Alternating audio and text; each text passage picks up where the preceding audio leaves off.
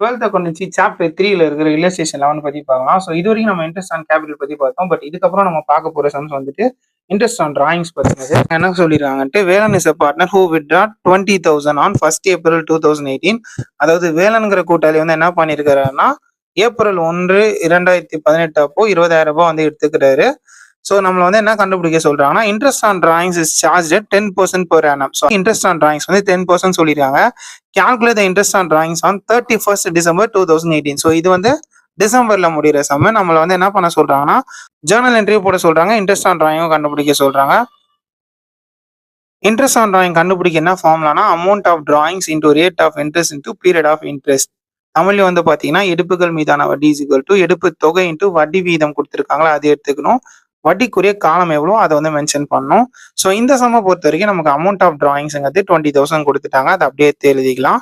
Next வந்து பாத்தீங்கன்னா 10% சொல்லியிருக்காங்க rate of interest. So 10/100.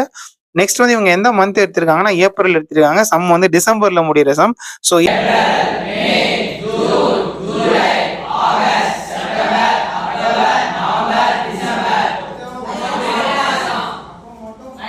April to December நமக்கு வந்துட்டு 9 months. ஸோ 9/12 போட்டுக்கிறோம்.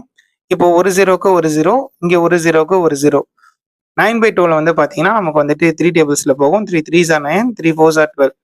4 டேபிளில் வந்து பார்த்தீங்கன்னா 20 வந்துட்டு நமக்கு 5 டைம்ஸ் போகும்.